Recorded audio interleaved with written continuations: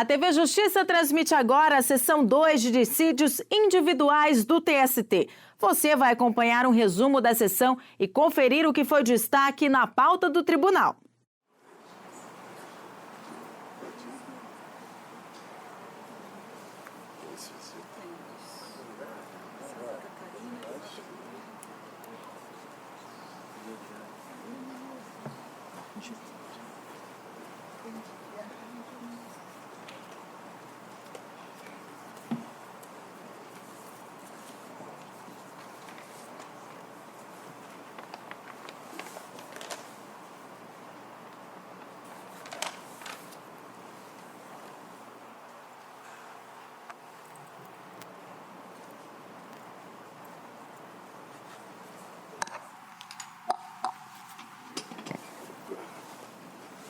Bom dia, muito obrigado pela atenção. Por favor, queiram sentar-se.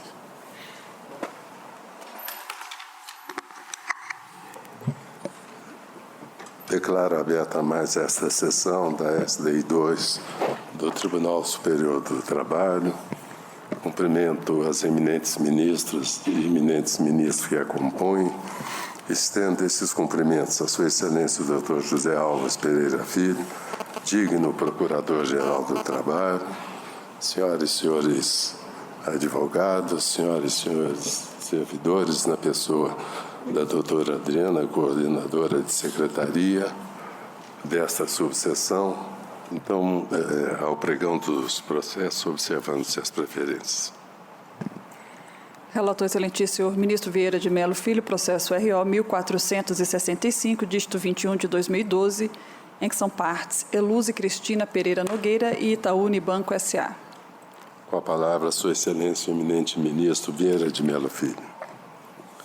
Senhor presidente, senhores ministros, aqui é uma ação rescisória com pedido liminar ajuizada pelo Itaú Unibanco, exclusivamente no inciso 5º do artigo 485, apontando como violados os artigos 5º caput e 2 da Constituição, 8º parágrafo único e 832, parágrafo 1º da CLT. Além do 1196, 1216 do Código Civil, segundo 128, 282, 493 e 460 do CPC, pretendendo a desconstituição da sentença. O tribunal rejeitou as preliminares de impossibilidade jurídica do pedido e utilização da rescisória como sucedâneo de recurso e, no mérito, julgou procedentes os pedidos formulados para rescindir parcialmente a sentença proferida nos autos da reclamação principal por violação do artigo 8º parágrafo único da CLT e 5º 2 da Constituição Federal no que tange aos frutos indevidamente percebidos pela posse de má-fé. A ré interpõe o presente recurso ordinário. O recurso foi admitido pela decisão, os autos não foram ao Ministério Público. O relatório estou conhecendo pelos requisitos extrínsecos. O primeiro tema diz respeito à nulidade do Acórdão Regional para cerceamento de defesa. Eu estou afastando em face da devolução e da incidência do artigo 249 para o 2º CPC. Deixo de pronunciá-lo e rejeito, portanto, a preliminar. Ação rescisória, indenização, frutos percebidos na posse de má-fé, violação de lei, matéria de interpretação controvertida nos tribunais à época da aprovação da decisão rescindenda. Como já dito, o tribunal rescindiu a sentença, decisão de origem, com fundamento no artigo 8º e no artigo 5º 2 da Constituição, 8º da CLT.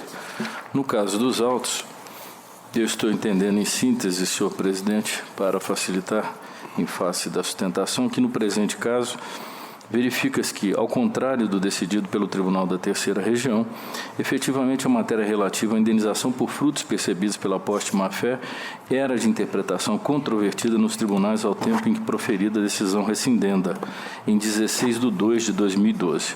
Isso porque a súmula 445 do TST, que trata da matéria, foi editada por meio da resolução número 189 de 2013, apenas em 27 de 2 de 2013, com publicação no Diário de Justiça em 13, 14 e 15 de março de 2013. Desse modo, a ação rescisória esbarra no óbice da súmula 83.2 do TST. Ressalte-se que, em relação à alegada ofensa ao artigo 5º 2 da Constituição Federal, princípio da legalidade, incide o óbice da orientação jurisprudencial número 97 dessa subseção. Ademais, não há tese na decisão rescindenda sobre a matéria contida no artigo 5º, caput e 2 da Constituição da República, o que atrai o óbice da súmula 298, 1 e 2 do TST, que estabelece o necessário pronunciamento explícito a respeito da matéria. Outrosim, não é o caso de violação de dispositivo de lei nascida na decisão rescindenda nos termos do item 5 da referida súmula número 298, conforme os precedentes específicos desta subseção. Em razão disso, eu estou conhecendo do recurso para dar provimento e julgar improcedente os pedidos formulados na ação rescisória. Custas invertidas a serem pagas pelo autor no valor de R$ 4.170,29, honorários advocatícios pelo autor no percentual de 10% do valor da causa, em favor dos advogados da ré, tendo em vista a redação do item 2 da súmula 219. E, caso transitado em julgado, libere-se o depósito prévio à ré nos termos do artigo 5º da instrução 31. Esse é o voto, senhor presidente. Pois não, muito obrigado. Doutor José Pedro, tem aí o tempo regimental para a sustentação.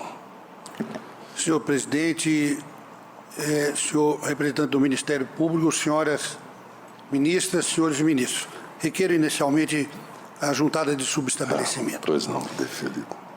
Senhor presidente, o direito é a arte do bom e do equilibrado. Todos nós sabemos que a ação rescisória, ela nasce lá no direito romano, na restitutio in integrum. Era uma ação.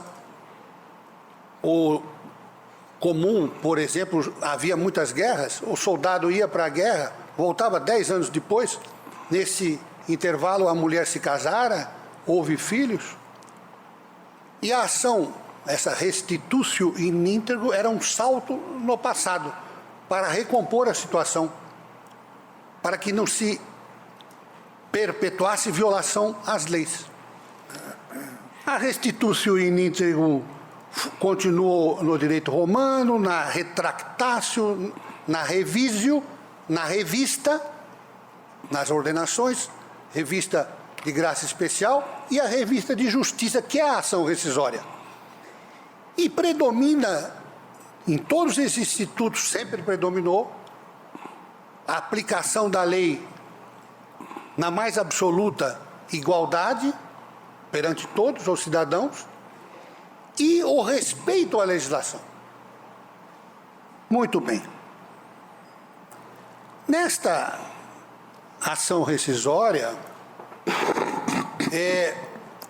arguiu-se, conforme autoriza o artigo 485, inciso 5º, violação de lei.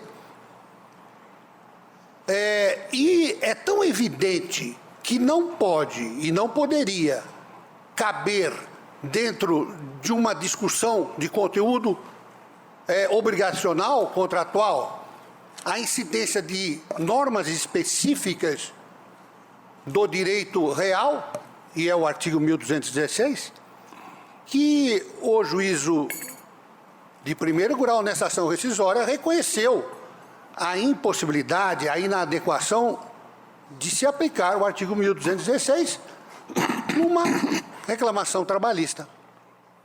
Muito bem. Surge, então, a discussão de ser ou não ser a matéria controvertida. E aqui, com todo respeito, há um flagrante equívoco de lembrança de como se deu, primeiro, a gênese da súmula 445. E, em segundo lugar, uma circunstância terrível. Os regionais, desde a lei de 1991, se não me falha a memória, estava dele se exigir a unificação da sua jurisprudência. Eles não unificavam. Posteriormente, houve a obrigatoriedade do cumprimento dessa unificação. Também não cumpriram. quem sempre unificou a jurisprudência dos regionais, e pior, antes era a jurisprudência interna, foi o TST. De sorte que, em primeiro lugar, não cabe, me parece, com todo respeito, e no cumprimento do meu mandato judicial, alegar-se ou invocar-se a súmula 83 quando trata de matéria controvertida. Absolutamente. Esta egrégia corte, e perdoem se eu exagero, nunca aceitou os frutos pela posse de má-fé. A inicial contém jurisprudência de todas as turmas, as 8 turmas. E eu revelo aqui, com todo respeito, certa feita, e não mais que um mês, estive em audiência com o ministro Aloysio Corrêa da Veiga e perguntei a Sua Excelência por que ele foi o único a não aprovar a súmula 445. E ele me disse, vão dizer que a matéria era controvertida. A controvérsia ou não, e tem a OJ específica, que definiria para cá, doravante não é mais controvertido, para trás, não houve OJ tratando dos frutos pela posse de má-fé. Foi editada simplesmente a súmula 445. Numa situação, me permitam, muito semelhante à da súmula 219 e a 329. Esta corte, em algum momento, entendeu que não se aplicaria a Lei 5584, a questão dos honorários. Entre a súmula 219 e a 329, houve controvérsia?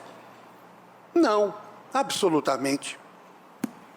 De sorte que não cabe, com todo respeito, a invocação da súmula 83, no que pertine a uma possível controvérsia. A controvérsia era falsa. Falsa, primeiro porque, com 23 regionais que não aplicam a jurisprudência do TST, como... 24, perdão. Como se poderia dizer isso? O TST é que faz a unificação da jurisprudência.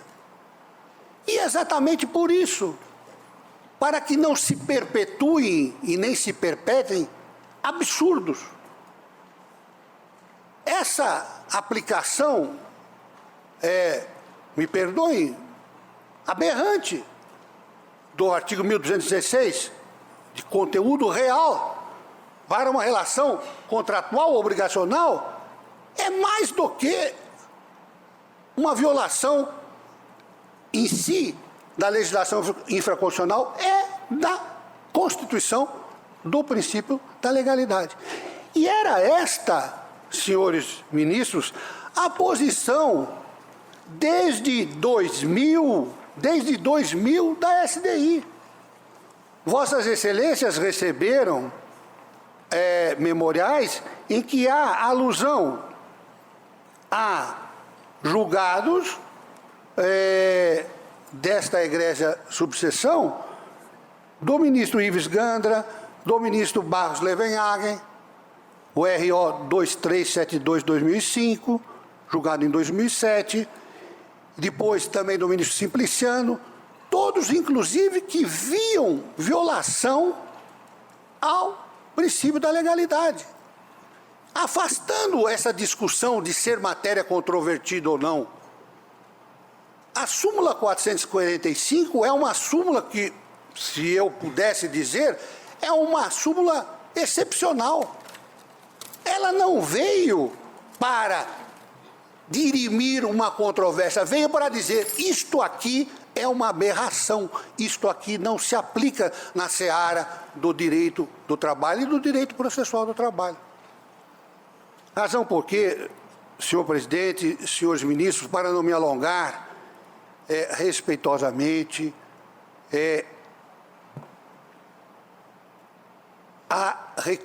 os recorridos, esperam que seja afastado o óbice da súmula 83 e que seja mantida a decisão de primeiro grau que reconheceu a violação a preceito de lei e desconstituiu apenas na parte que toca aos juros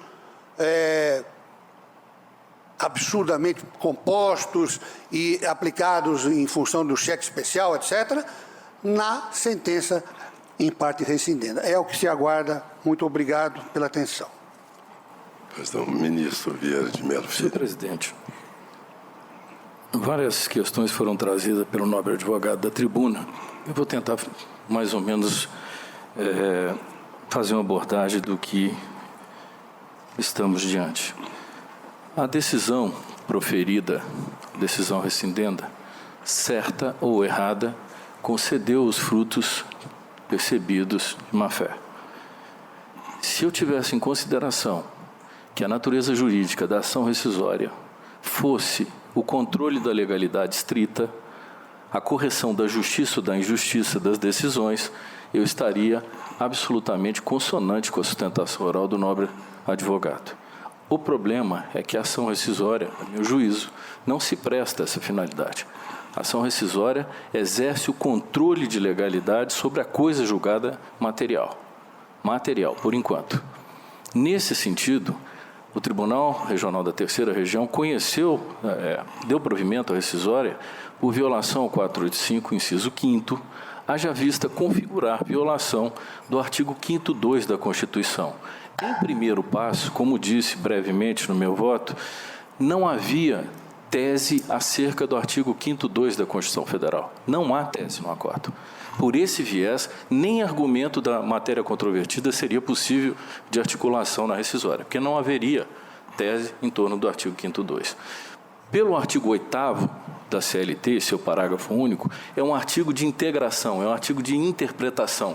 Eu não teria como violá-lo diretamente, porque ele é um artigo que revela, a meu juízo, a hermenêutica em que se faz a integração do diálogo de fontes entre o direito civil e o direito do trabalho.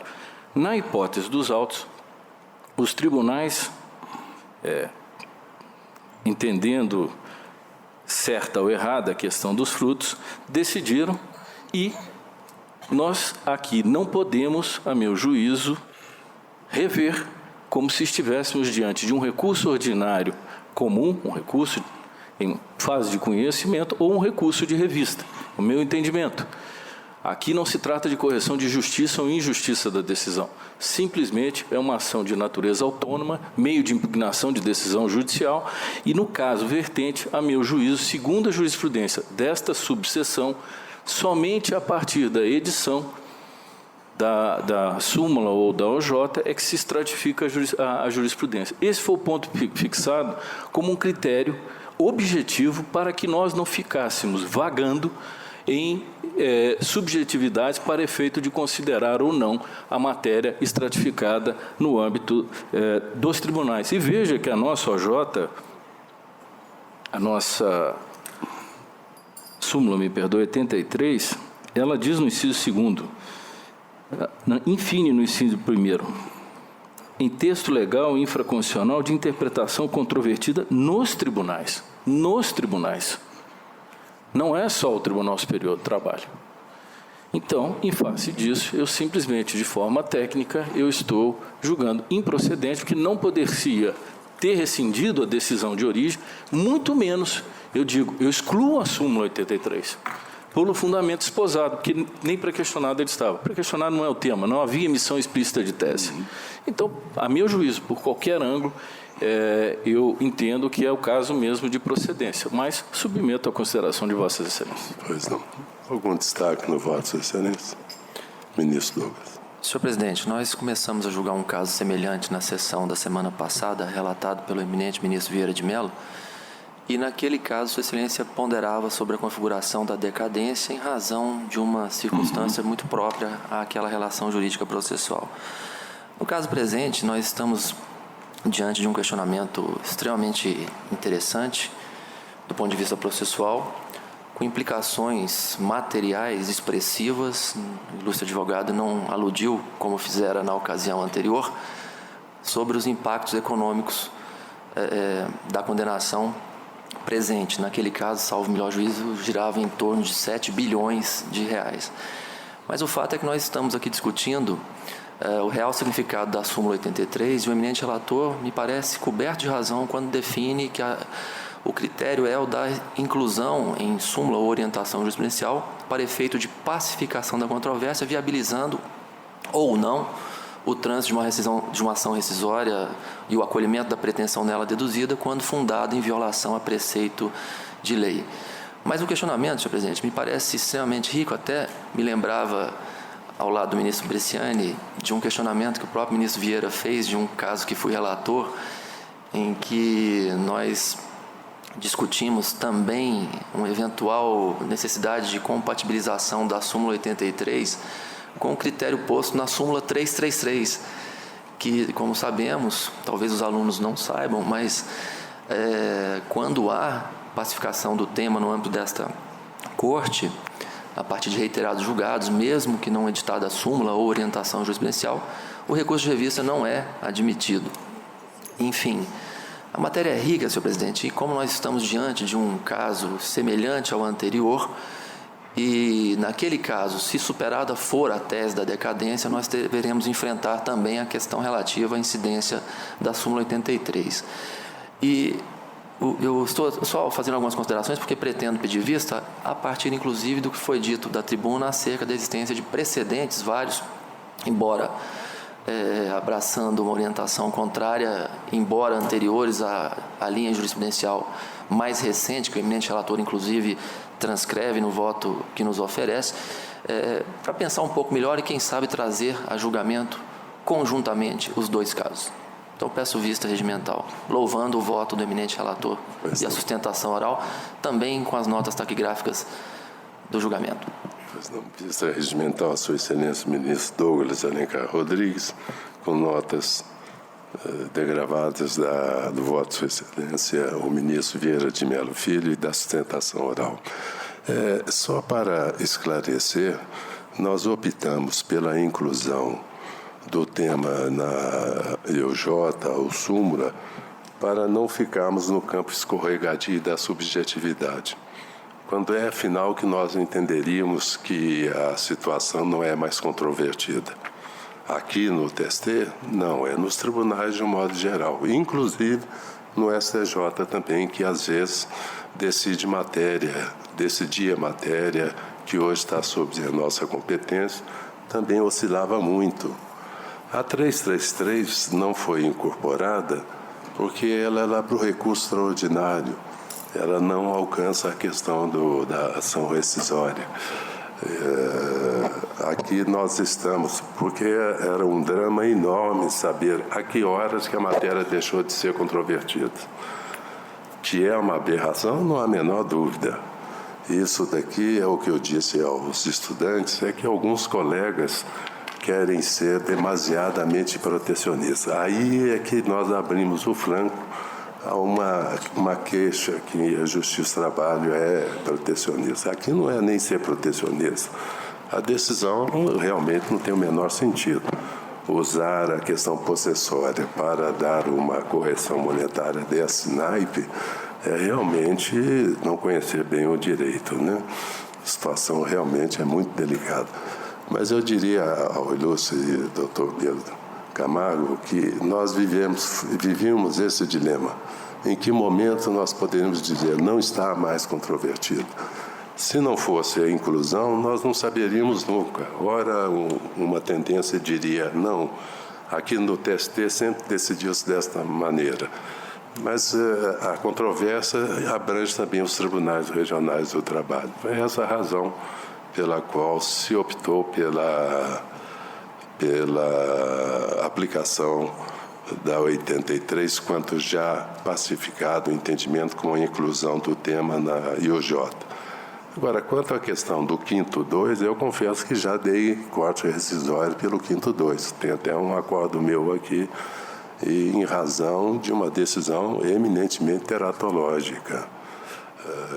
E isso é matéria para ser debatida depois da vista do ilustre ministro Douglas Alencar Rodrigues. Ministro Vieira. Presidente, não, aqui eu não poderia deixar de a perder a oportunidade de fazer menção à Lei 13.015. Parece que a lei corrige muitas distorções do sistema, porque se os tribunais são obrigados a uniformizar a jurisprudência, nós teremos marcos específicos antecedentes ao Tribunal Superior, porque hoje a função de uniformizar a jurisprudência é dos tribunais regionais, não é mais do TST. O TST hoje só concede a unidade do direito, ou seja, ele vai dizer qual é a única interpretação se houver divergência entre os tribunais. A única.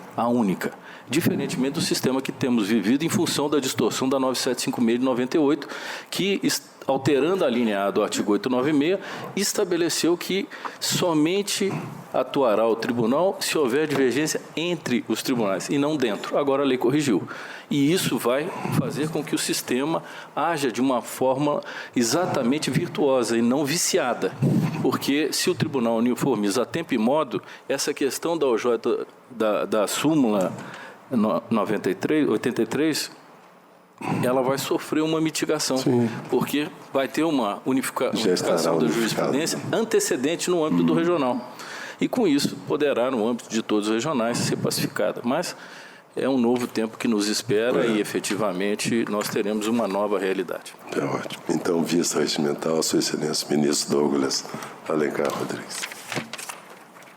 Relator excelentíssimo senhor ministro Vieira de Mello Filho, processo RO 9.423, dígito 17 de 2014, em que são partes Leda Costa Pisimente e Banco Santander Brasil S.A.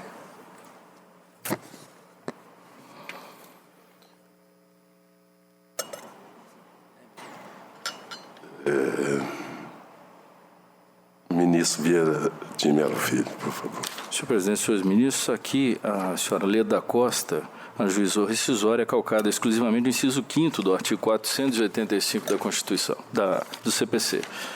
Apontou violado o artigo 555 da Constituição, 183 para 1º e 2º, 234, 247 do CPC, 5º da Lei 11.419 e 5º do ato conjunto TST, Conselho Superior da Justiça do Trabalho, 15 de 2008.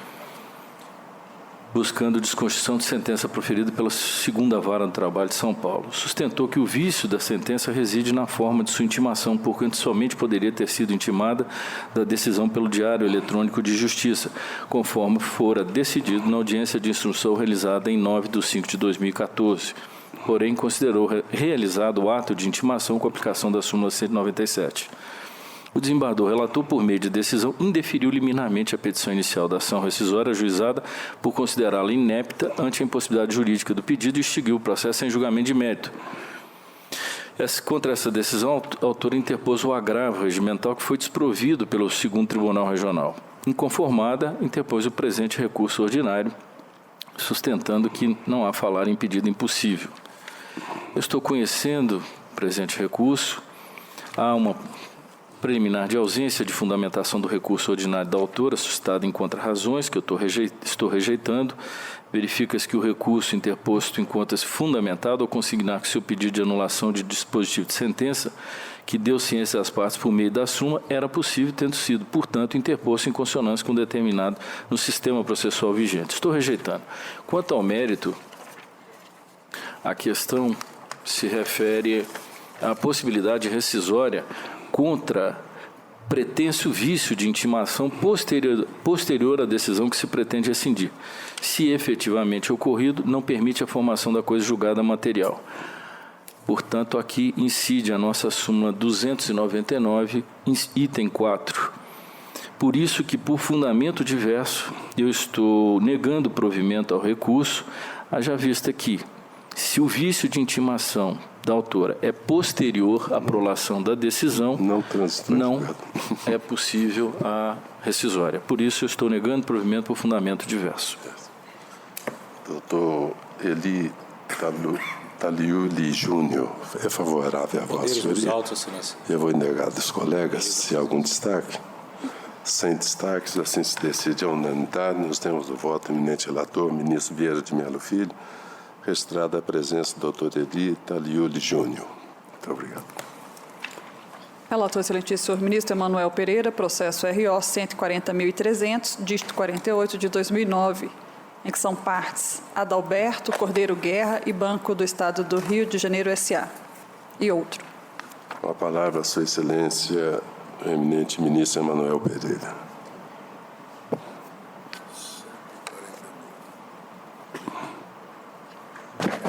Senhor presidente, senhores ministros e ministras, aqui trata-se de recurso ordinário interposto em face de acórdão do TRT da Primeira Região, em que é julgada improcedente a pretensão desconstitutiva. Senhor presidente, examinando os pressupostos processuais da ação rescisória, verifica-se que os documentos que instruem a inicial foram acostados em cópias despidas de autenticação, inclusive a decisão apontada como rescindenda, em desalinho, portanto, com o teor do artigo 830 da CLT, com redação conferida pelo Decreto-Lei número 5.452, de 43, vigente no momento em que os aludidos documentos foram acostados em abril de 2009.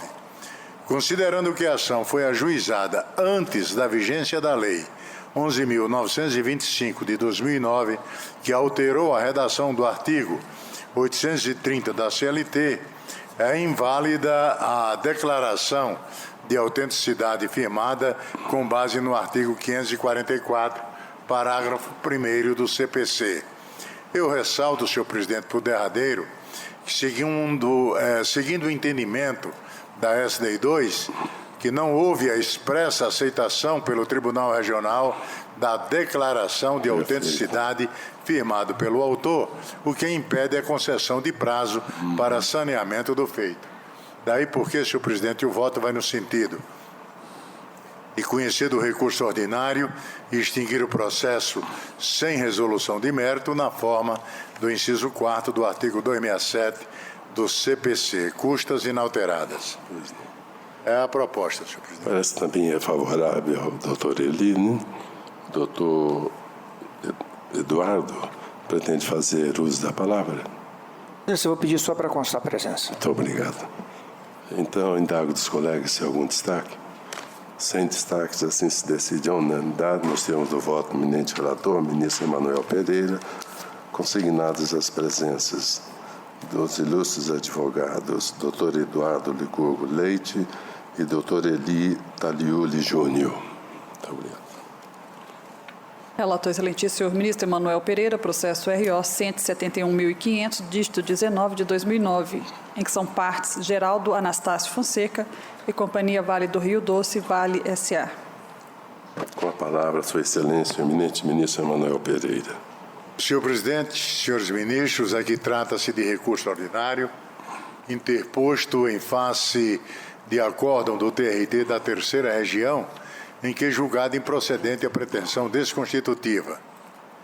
Senhor presidente, em relação ao pedido de nulidade de intimação da sentença, extingo o processo sem resolução de mérito por impossibilidade jurídica do pedido, considerando a inteligência do item 4º da súmula 299 do TST. Quanto à matéria de fundo, eu destaco que a pretensão desconstitutiva está direcionada em face de sentença da Vara do Trabalho, em que é declarada a prescrição da pretensão de indenização decorrente de acidente de trabalho, ao argumento de que a ausência de designação de audiência de conciliação implicaria na violação dos artigos 764, 841 e 850 da CLT. No caso, a ação matriz foi ajuizada na Justiça Comum, sendo deslocada para a Justiça do Trabalho, em observância à decisão do Supremo Tribunal Federal, no conflito de competência número 7.204, dígito 1. Tendo em vista o estágio em que é recebido o processo pelo juízo da Vara do Trabalho de Itabira, com a apresentação da defesa e pedidos de produção de provas, o referido juízo proferiu despacho, arguindo a possibilidade das partes celebrarem acordo. Considerando que apenas o reclamante solicitou a realização de audiência de tentativa de conciliação, o juízo da Vara do Trabalho intimou a reclamada, mais uma vez, para se manifestar quanto ao referido pleito. Diante do silêncio da reclamada, o juízo da Vara do Trabalho concluiu os autos para julgamento. Infere-se que a frustração da tentativa de conciliação decorreu do desinteresse da reclamada em participar de audiência de conciliação, razão pela qual entendo não caracterizada a violação literal dos artigos 764, 841 e 850 da CLT. No que tange à alegação de afronta literal do artigo 2028 do Código Civil, o caso atrai o óbice da súmula 83 do TST. Eu cito no corpo do voto, senhor presidente, precedentes de minha relatoria e dos ministros Caputo Bastos, Alberto Bresciani e Pedro Paulo Manos. Daí porque o voto vai no sentido de conhecer do recurso ordinário, extinguir o processo sem resolução de mérito, nos termos do inciso 6º do artigo 267 do CPC, em relação ao pedido de nulidade de intimação da sentença rescindenda, e, no mérito, negar provimento ao apelo. Esse é o voto, presidente. Pois não. O voto é favorável à Companhia Vale do Rio Doce. Doutor Pedro Lopes, registrar a presença. Algum destaque no voto, Sua Excelência? Sem destaque, se assim se decide a unanimidade, nos termos do voto, ministro Emanuel Pereira, consignada a presença do ilustre advogado doutor Pedro Lopes Ramos. Relator, excelentíssimo senhor ministro Alberto Bresciani, em que é revisora, excelentíssima senhora ministra Adelaide Miranda Arantes, processo ação rescisória 7.455, dígito 06 de 2014, em que são partes Luiz Álvaro Discassiati e Banco do Brasil S.A. Com a palavra, Sua Excelência, o eminente relator, ministro Alberto Bresciani. Presidente, ação rescisória em que se busca desconstituir acórdão proferido pela Igreja Sexta Turma desta Corte, acórdão relatado pelo ministro Aloysio Corrêa da Veiga. O Ministério Público opina pelo prosseguimento do processo, em síntese, o relatório. Eu admito a ação rescisória. No mérito, a matéria que se coloca é a substituição da AFR pelo AF, mais a TR, plano do Banco do Brasil, afetando complementação de aposentadoria. As alegações são de violação de preceitos da Constituição, da legislação infraconstitucional, a existência de documentos novos e o erro de fato. Ainda se maneja contrariedade a verbetes simulares e a inconstitucionalidade da OJ transitória 69 DSD1 desta Corte, que cuida da matéria. A posse já é bastante conhecida da subseção, não subsiste a violação constitucional apontada, a própria OJ, a jurisprudência da Corte, se pacificou no sentido da inexistência de direito adquirido. Com relação aos preceitos infraconstitucionais, e surge a súmula 83 como empecilho à pesquisa. No caso dos autos, o acórdão rescindendo é de 2009, a OJ transitória é de maio de 2010. Documentos ditos novos, na verdade, precedem a publicação da decisão, são documentos cronologicamente velhos, mas a parte não demonstra impossibilidade de os manejar oportunamente, um deles, inclusive, objetos da decisão rescindendo. Erro de fato também não subsiste, porque a matéria foi examinada. No caso presente, o erro de fato há de ser extremado de eventual erro de julgamento, embora a decisão, friso, esteja em consonância com a compreensão majoritária da qual decorreu a edição da OJ transitória 69 DSD1. Por isso, pelos fundamentos já conhecidos da subseção, é que proponho a improcedência da ação rescisória com os consectários legais. Perfeito. Como vota Sua Excelência eminente revisora, ministra Adelaide Miranda? Senhor presidente, examinei na condição de revisora e estou acompanhando o voto do eminente relator por seus próprios fundamentos. Doutora Silvia, pretende fazer uso? Sim, Excelência. Pois não, pelo Digno tempo. presidente, dignos ministros, digno representante do Ministério Público, estimados servidores, colegas e demais presentes. Ministro-presidente, eu sei que Vossa Excelência vai novamente me advertir com a elegância que distingue Vossa Excelência, qualificando a minha teimosia como combatividade e lembrando-me que é mais fácil um camelo passar por um buraco de uma agulha do que uma ação rescisória ser julgada procedente. Isso foi lembrado ontem no Evangelho para lembrar que é muito difícil o rico entrar no reino dos céus. E é disso que trata o princípio de proteção ao hipossuficiente, e é por isso que eu ocupo essa tribuna. Excelência, eu só trago um precedente que foi julgado umas 2 sessões atrás, Vossa Excelência não estava presidindo, ministro Levenhagen, era o ministro Ives, em que Sua Excelência, o digno ministro relator, deu provimento a um recurso ordinário da mesma matéria do Banco do Brasil, julgando procedente a ação rescisória, ou seja, um camelo passou por um buraco de uma agulha. E o que eu quero dizer, com todo respeito, com todo o acatamento e também no exercício do munus que me cabe, difícil, exigente, é de que é possível, sim, examinar a questão da violação do artigo 536 com relação a essa matéria. Digno ministro Vieira de Mello, ele lembrava com muita felicidade da Lei 13.015, dizendo que agora os TRTs vão uniformizar a jurisprudência. E essa matéria ela está absolutamente pacificada no TRT da 10ª Região. Então, na ementa do ministro Bresciani, desse RO que eu citei, há a informação de que a carta circular que majorou as comissões não alcança os empregados em atividade. Só que o que eu tenho insistido é que essa AJ ela não tem nada a ver com a discussão em caso, porque não se trata da instituição do plano de incentivo. E, nesse sentido, prevalece, sim, Excelência, o poderio do reclamado se aproveitando do equívoco dessa AJ. Então, com todo respeito, pedindo vênia, é possível, sim, que essa matéria, que a violação do artigo 536, seja apreciada nessa subseção que é de uniformização também. É o que espero e agradeço a atenção mais uma vez.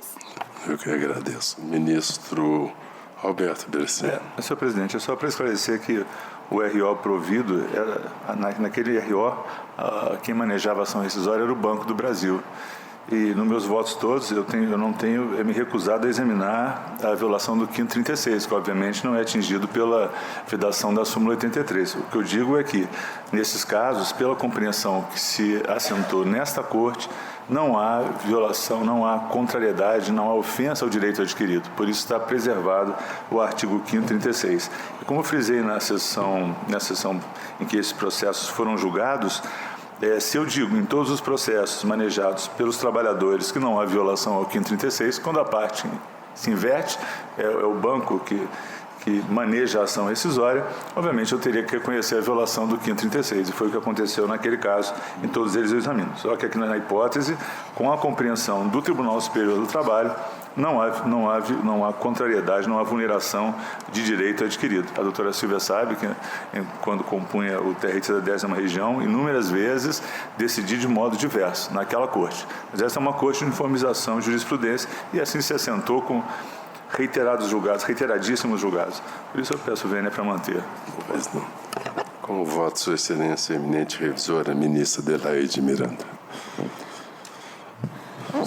Senhor presidente, eu fico sensível aos argumentos que vieram da tribuna, repetindo a advertência que fez a própria advogada no início com relação às nossas referências que sempre fazemos à sua combatividade e ao inconformismo com algumas questões que aqui são pacificadas e que o ministro Alberto acaba de repetir que também no regional ele tinha uma posição diferente e se curva aqui à uniformização.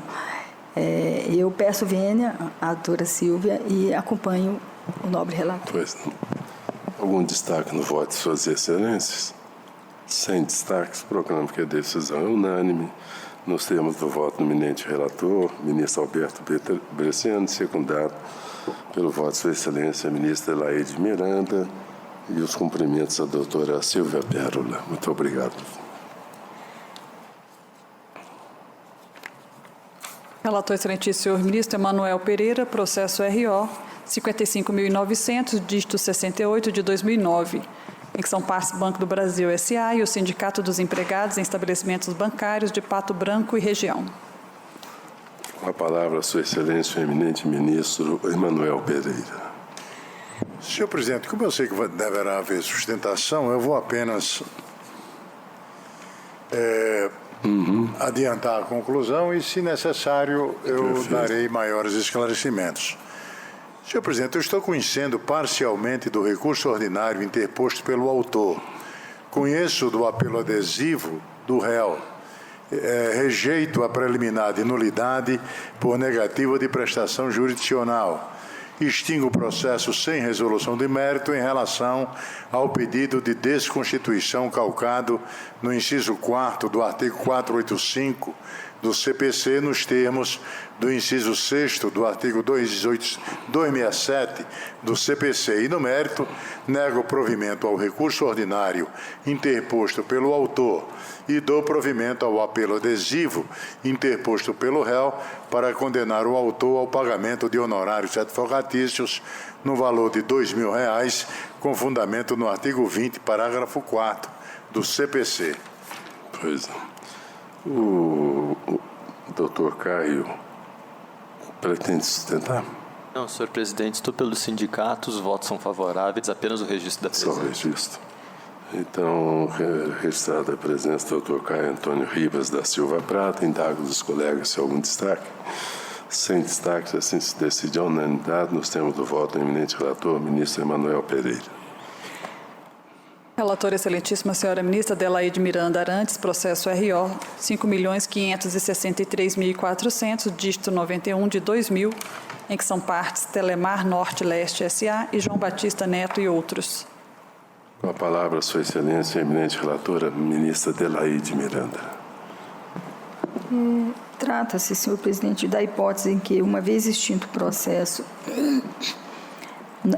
da ação rescisória sem resolução do mérito, o regional não conheceu do segundo desembarque de declaração em face da irregularidade da representação processual do subscritor, das respectivas razões e dos terceiros embargos de declaração em decorrência de intempestividade. Constatado que inexiste nos autos instrumento de mandato de modo a demonstrar a regularidade da representação processual do advogado da autora no momento da oposição dos segundos embargos de declaração perante o tribunal. E, consoante jurisprudência dessa Corte, não há interrupção do prazo recursal quando os embargos de declaração não são conhecidos por irregularidade de representação. Correta a conclusão pelo não conhecimento dos terceiros embargos de declaração. Eu conheço do recurso ordinário e, no mérito, nego-lhe provimento. Perfeito. Doutor Denilson pretende usar a palavra? Sim, senhor presidente. Com procuração nos autos, pela parte recorrente, eu peço a palavra. Pois não, pelo tempo regimental de 10 minutos. Senhor presidente, senhores ministros, senhor representante do Ministério Público. Egrégio sessão, esse caso tem peculiaridades. Não se trata de um caso comum de aplicação do artigo 13 do Código de Processo Civil. A parte recorrente conhece e respeita a súmula 164 e 383 deste egrégio Tribunal Superior. No entanto, é necessário que sejam aduzidas peculiaridades dos autos para que seja entregue a completa pressão jurisdicional. Inicialmente, é necessário que se diga que foi ajuizada esta ação rescisória no ano de 2000, com base no artigo 485, inciso 5º do CPC, apontando violação ao artigo 173, parágrafo 1º da Constituição Federal, contra a determinação de reintegração da parte ré, relativa àquela questão da dispensa ter sido ou não fundamentada. No processamento desta ação rescisória, houve um incêndio no tribunal de origem no ano de 2002. Então, houve restauração de autos. Houve, posteriormente, a conclusão dessa restauração e as folhas... nos autos, há um despacho de folhas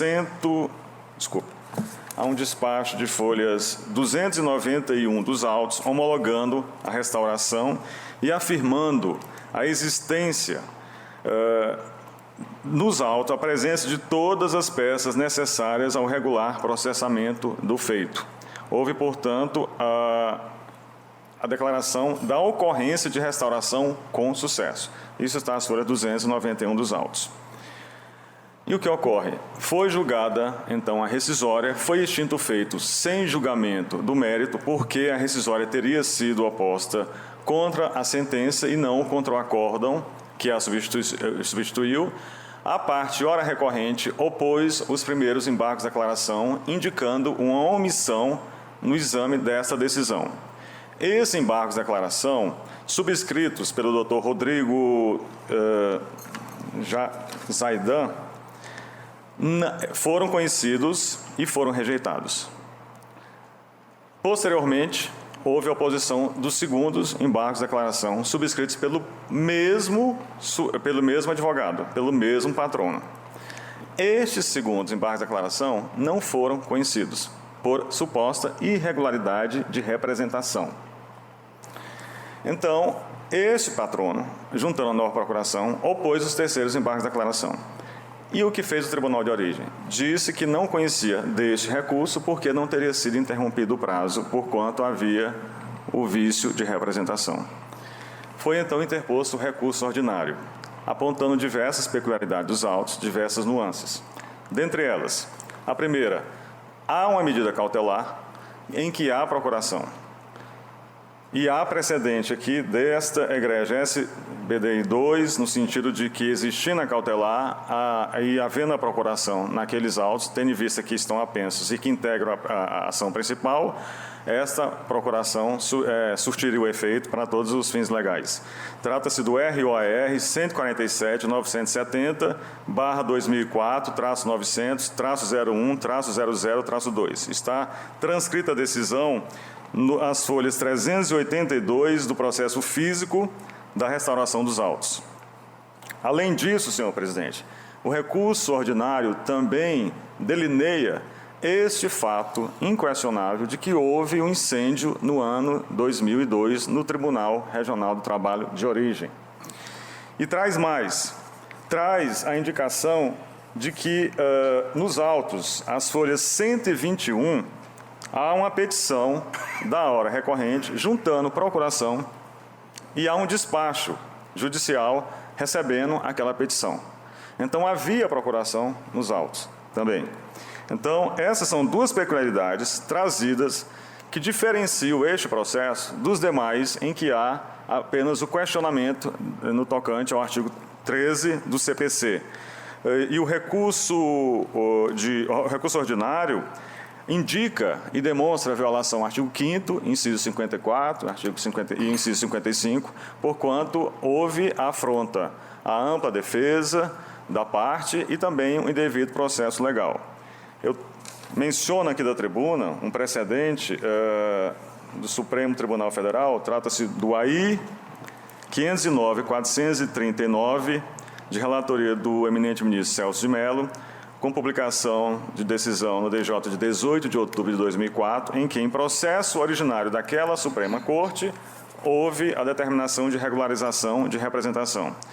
Então, senhores ministros, com base nesses argumentos, considerando-se que o mesmo subscritor dos primeiros embargos de declaração era o subscritor dos segundos embargos de declaração, considerando-se que havia procuração no processo inicial, no processo antes do incêndio no Tribunal Regional do Trabalho de Origem, e considerando todas as peculiaridades dos autos, a parte recorrente pede o conhecimento e provimento do apelo para que seja declarada a nulidade do acordo regional, determinando-se o retorno dos autos àquela corte de origem, a fim de que seja apreciado o mérito dos embargos de declaração.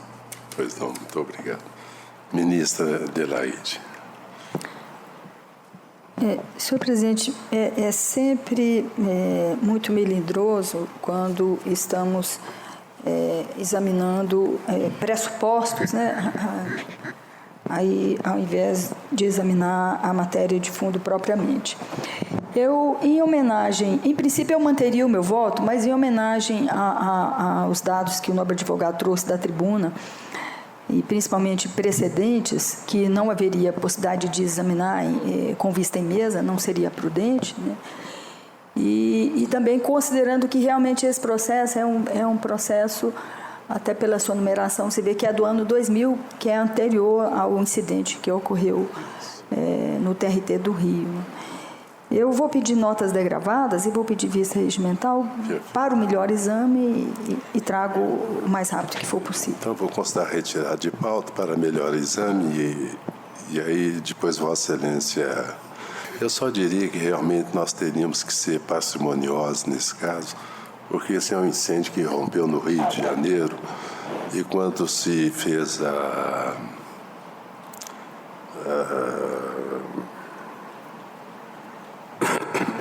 composição dos autos, restauração dos autos, houve uma decisão dizendo que estava restaurado. Essa decisão, ela transita em julgado.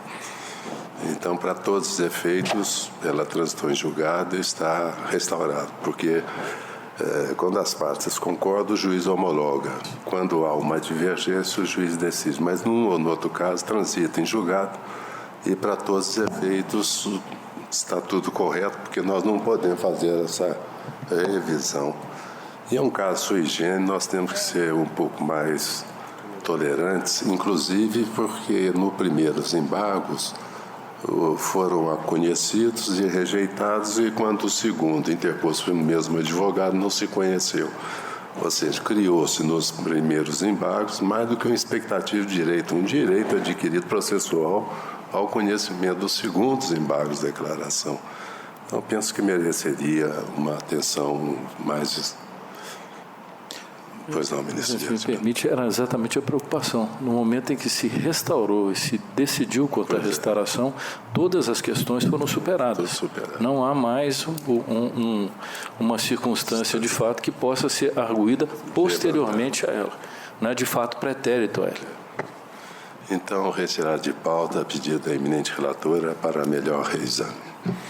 Com notas degravadas, senhor presidente. Notas degravadas, a sua excelência, eminente relatora. Da sustentação. Relator excelentíssimo, senhor ministro Emanuel Pereira, processo RO 3.251, dígito 64, de 2011, em que são partes Carlos Araújo dos Santos, Cláudio Riva e outra, e Concerta Comércio e Construções LTDA.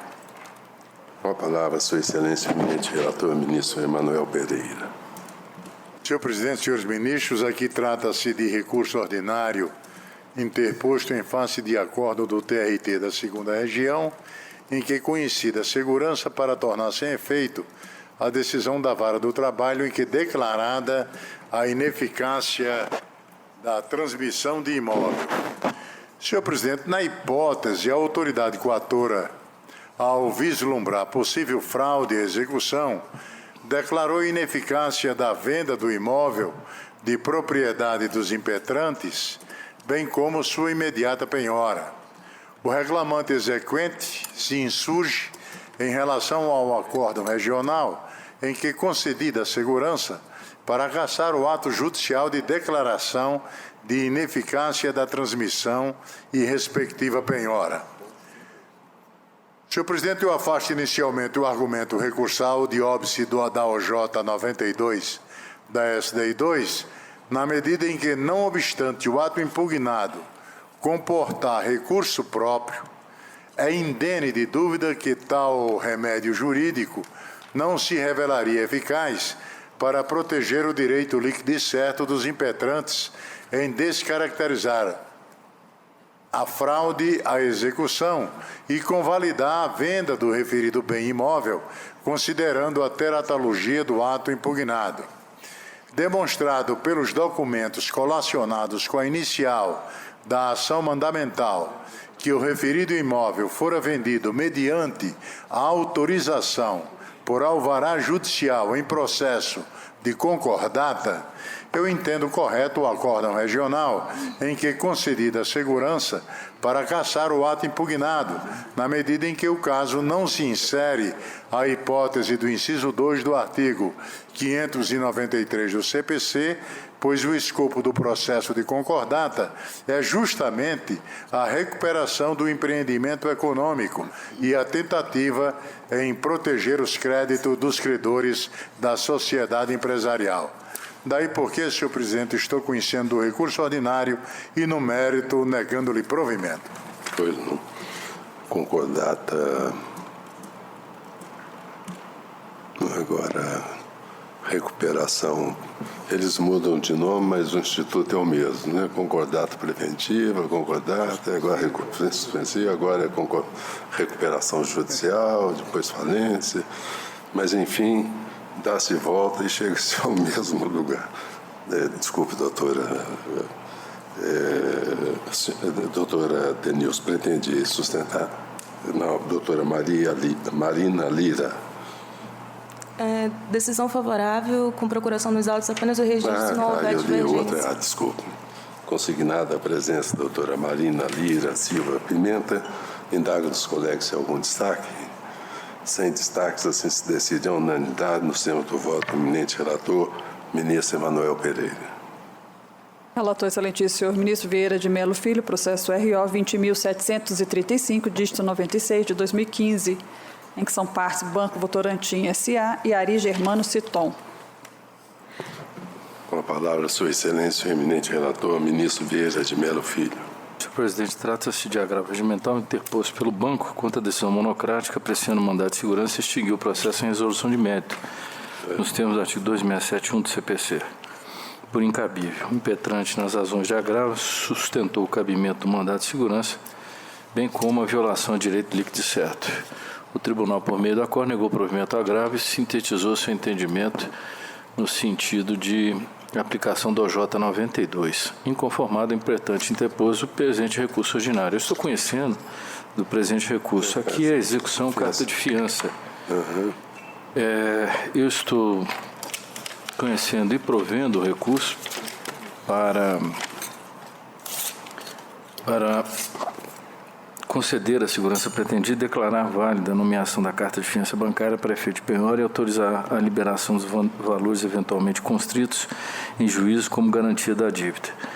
Aqui, na hipótese, é a execução provisória mesmo, não é a execução definitiva, e a carta de fiança tem prazo de validade até 2018, que eu também entendo que isso não é fundamento que impeça, porque carta de fiança equivale a dinheiro, de igual forma. E, se vencida, renova-se em 60 dias, se for o caso, pelo tomador. Daí porque eu estou entendendo que está preenchida a garantia, conheço e provejo o recurso. Pois não. Doutor Marcelo,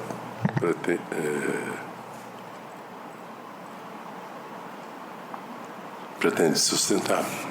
Excelência, peço a juntada de subestabelecimento, requer a juntada de subestabelecimento e o uso da palavra. Pois não, pelo tempo regimental de 10 minutos. Senhor ministro-presidente, senhores ministros, integrantes da extracolenda da Corte, ilustro de representante do Ministério Público e demais colegas advogados. No presente caso, só gostaria de fazer uma breve análise sobre o que foi dito pelo desembargador Raul Zorato, onde ele apresenta uma convergência de voto, onde ele deixa claro que, no presente caso, não houve impugnação por meio de recurso correto. Ele deixa claro que a executada opôs embargos à execução e apenas tratando sobre os cálculos. No caso aqui, a reclamada, ela entra com embargos à execução, ela discute sobre os cálculos e não trata sobre a penhora. Ela teria diversos elementos para fazer sobre a penhora, sobre o embargo de execução, um agravo de petição, e não usou nenhum recurso. E simplesmente depois entra com mandato de segurança. Esse foi o elemento que fez com que o Tribunal Regional não aceitasse os elementos do mandato de segurança. E é por isso que eu peço vênia ao nobre relator, mas acredito que no presente caso não seria o caso de que se fosse dado provimento para o presente recurso. Ministro Vieira de Mello Filho, mantém o voto? Mantenho, presidente. Eu transcrevi a decisão aqui, as folhas 3 do meu voto, relativa ao original, folha 196-202, que ele estava dizendo que não havia medida cabível, etc., e é até uma decisão muito longa. Mas eu a enfrento por esse fundamento. E aqui ele diz, ao final, de fato, que o mandado de segurança não pode ser utilizado como sucedâneo da medida processual, etc, etc. Mas eu entendo que realmente é o caso. Eu estou mantendo, submeto à consideração de Vossas Excelências. Algum destaque no voto de Sua Excelência? O mandado de segurança nós temos olhado com reservas, mas quando a questão é urgente, nós temos que priorizá-lo, como essa em que se penhora dinheiro em execução provisória em detrimento de carta de fiança, que, segundo a nossa jurisprudência, equivale a dinheiro. Muito obrigado, doutor. Obrigado. Proclamo que a decisão é unânime. Nós temos o voto do eminente relator, ministro Vieira de Mello Filho. Bem, não havendo mais processo em condições de julgamento, agradeço muitíssimo a presença dos colegas, dos senhores advogados e declaro encerrada a sessão.